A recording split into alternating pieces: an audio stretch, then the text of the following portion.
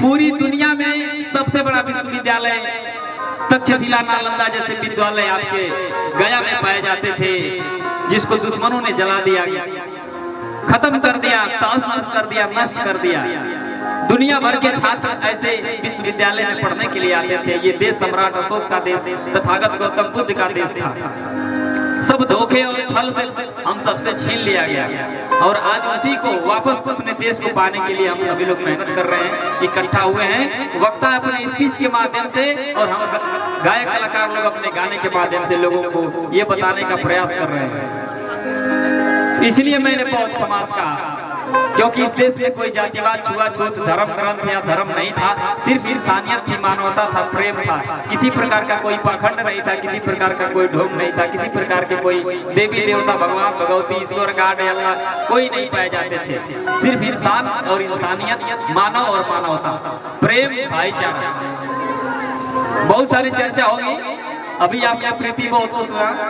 अब एक गीत हमारे तरफ से उस समय की घटना को दर्शाता हुआ, जब हमारे समाज को पढ़ने लिखने की आजादी नहीं थी, थूकने की चलने की आजादी नहीं थी, कपड़ा पहनने की आजादी नहीं थी, महिलाओं को ब्लाउज पहनने की आजादी नहीं थी। जो महिलाएं ब्लाउज पहनती थी, अपना आस्तीन ढकती थी, उनको उसका टैक्स देना पड़ता था।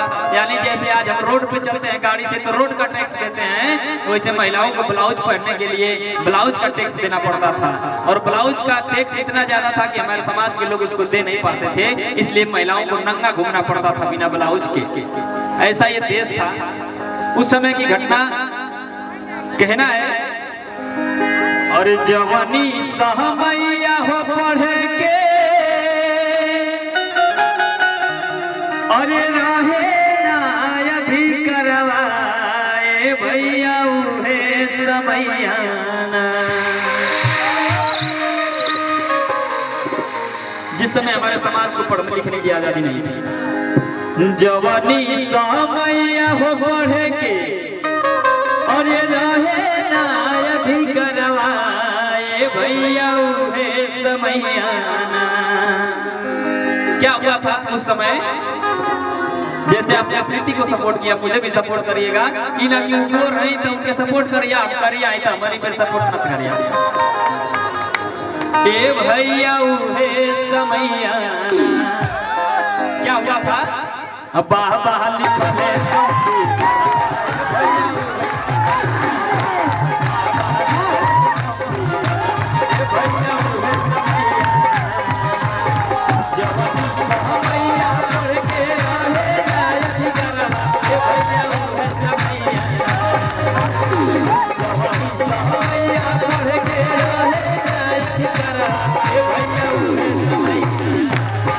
ए भैया कहना है कि पैदा ना होता वो मसीहा तो खुशियों का सिलसिला ना होता। बेरंग होती है जमीन, रंग आसमां का नीला ना होता। और भारत तो कब का कंगाल हो जाता साथियों, अगर हमारे बाबा साहब जैसा हीरा मिला ना होता, हमारे बाबा साहब जैसा हीरा मिला ना होता। ए भैया उहे समैया अब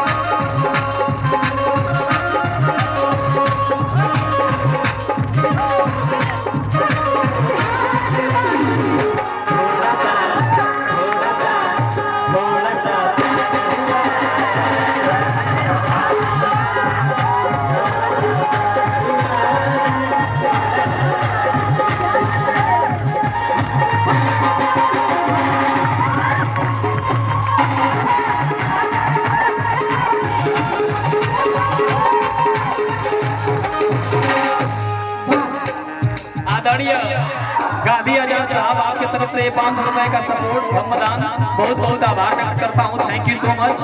नमो बुद्धाय, जय भीम करता हूँ। बिंदु दास अम्बेडकर नगर से आए हैं। यहाँ कैसे आ गए सर? अम्बेडकर नगर से यहाँ अम्बेडकर नगर पड़ता है क्या? अच्छा अच्छा, हम तो हमारे यूपी वाले। चलिए आपकी तरफ से 100 रुपये। कमेटी वाले भाइयों से हम निवेदन करते हैं कि आप लोग एक कापी कलम लेके यहाँ बैठ एक कापी कलम यहाँ रख दीजिए, नाम लिख देंगे तो सही रहेगा। नाम लिख के भाई लोग देंगे। बार बार ऐसे झुकना पड़ रहा है, क्या पता पैंट फाड़ के पीछे। आगे कहना है पीताराम जी राम के चौथा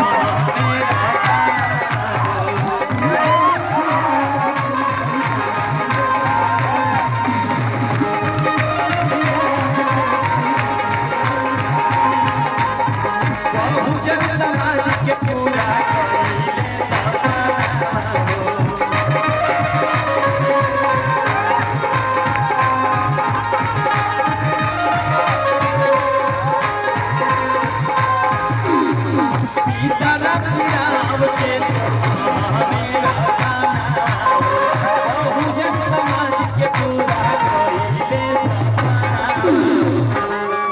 आया रक्षण दे के भीम जी, अरे पार कैले नैया ये भैया हुए समैया। सर जी अभी बोल रहे थे आपकी जागरूक करिए, लिख देंगे तो सही रहेगा ना, इसे आप बोल ले। घूरेलाल भूरेलाल लखईपुर। अच्छा, आपकी तरफ से ढेर सारा सपोर्ट, इसीलिए मैं लिखने के लिए कर रहा हूँ कि आप भोरेलाल बोल रहे हैं, आप भूरेलाल पढ़ देंगे।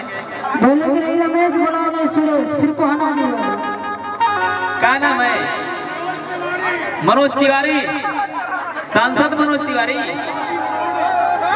कौन पार्टी? पूर्व पार्टी नवाडी। अच्छा, साउंड वाले भैया थोड़ा देखिए सीटी ना बजाए, आपका सहयोग बहुत जरूरी है। कितनी भी बड़ी संख्या में लोग आ जाएं, कितना भी बड़ा मंच हो, कितना भी बड़ा गायक हो, सब धारा का धारा रह जाएगा अगर साउंड सही नहीं रहेगा। यानी कि साउंड की बहुत अहम भूमिका है।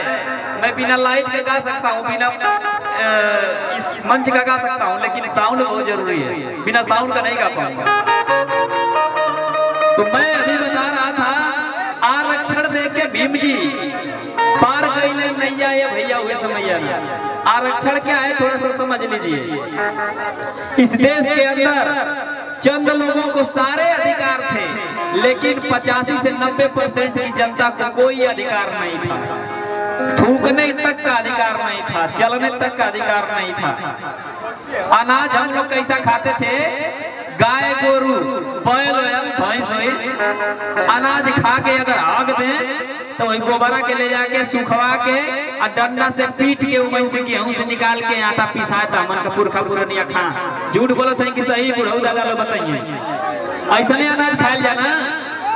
कितना मने हमान का जिंदगी कितना पदतर रहे, जानवर भी हमान से अच्छा जिंदगी जी, लेकिन धन्य है बाबा साहेब कि आपने हम लोगों को इंसान बना दिया।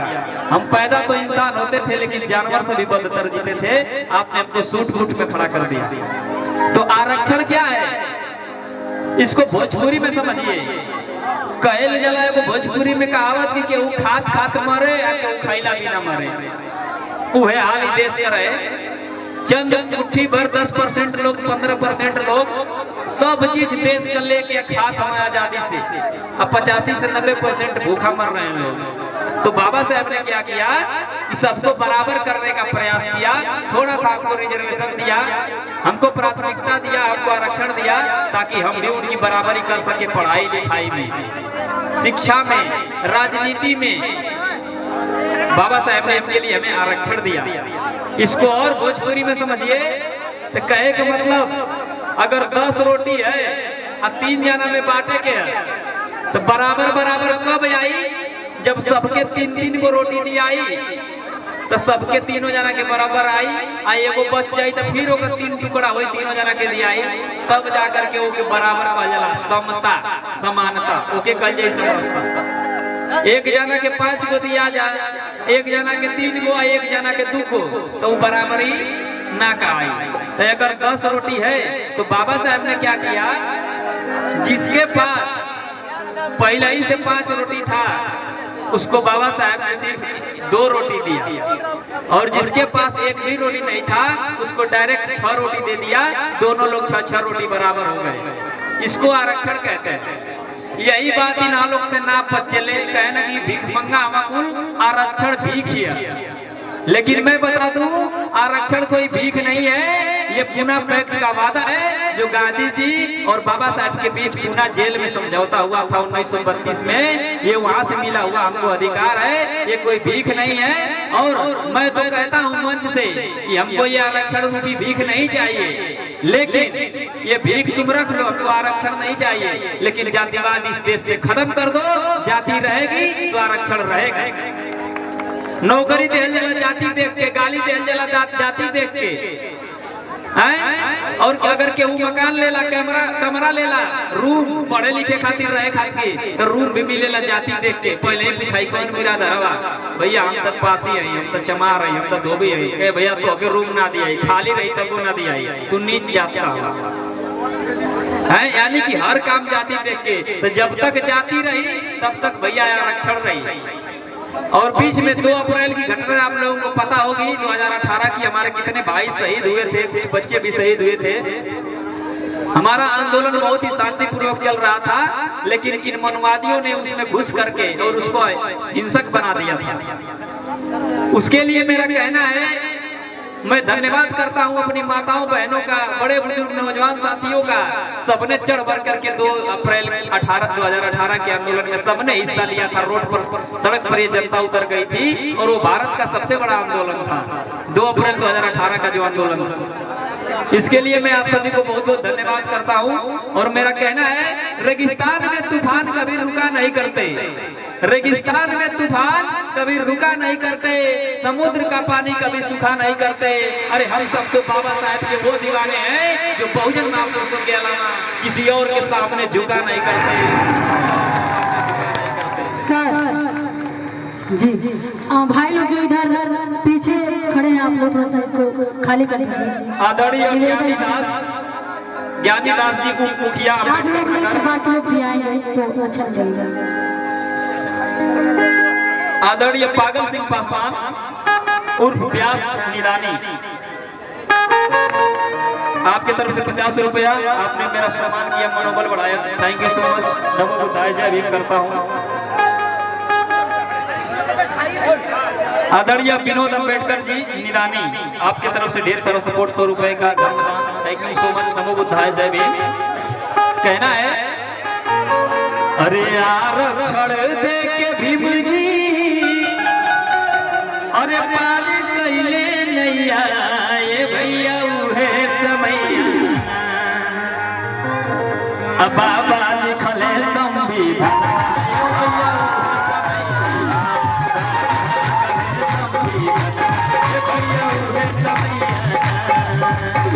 जवानी भैया पढ़ के भैया उहे समैया, जवानी भैया पढ़ के भैया उहे समैया, ए भैया उहे समैया, अब बाबा लिखले संविधान।